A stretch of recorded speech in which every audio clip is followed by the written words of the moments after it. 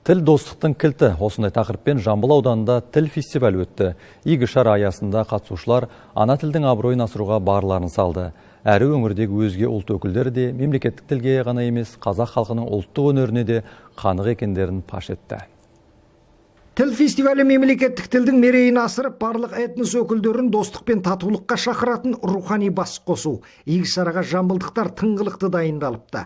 Мәдениет үйінің кіреберісіне жиналған әр ұлт өкілдері құрметті қонақтарды қазақ тілінде мақалдата мәтелдете сөзге тартып, ән мен жырмен қарсы алды.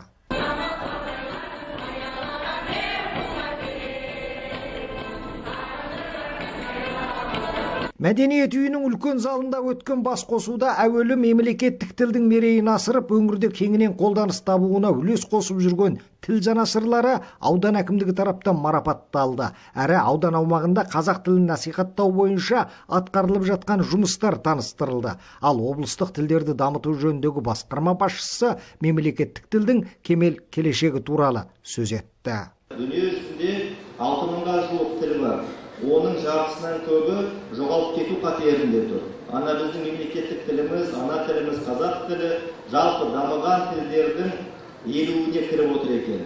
Сол үшін біздің тіліміздің тұғыры әлі биік болатынына, одан ары дамитынына ешқандай күмән жоқ. Сонымен қатар қазір енді өмірдің талаптарына сәйкес жасанды интеллект дамып келе жатыр. Осы жасанды интеллектті дамытуға қазір қазақ тілі дүние жүзіндегі 10 осы жасанды интеллектке енген тілдердің қатарында кіріп отырғаны үлкен жүрекке қуаныш сыйлайтын жағдайлар.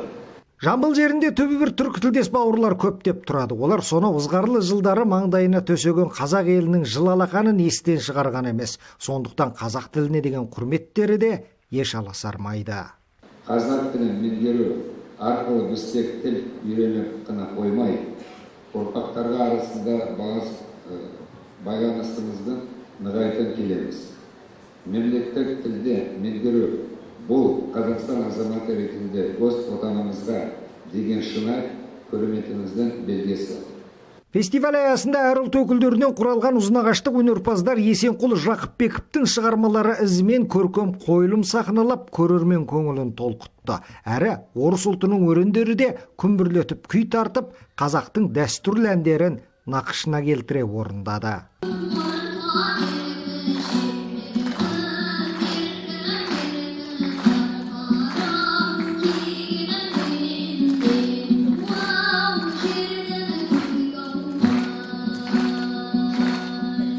Айта кетсек, аймақтағы барлық ауданның мемлекеттік тілге деген құрметі мен құлшынысын анықтайтын бұл тіл фестивалі 5 қыркүйекте, яғни тіл мерекесі күні қорытындыланбақ.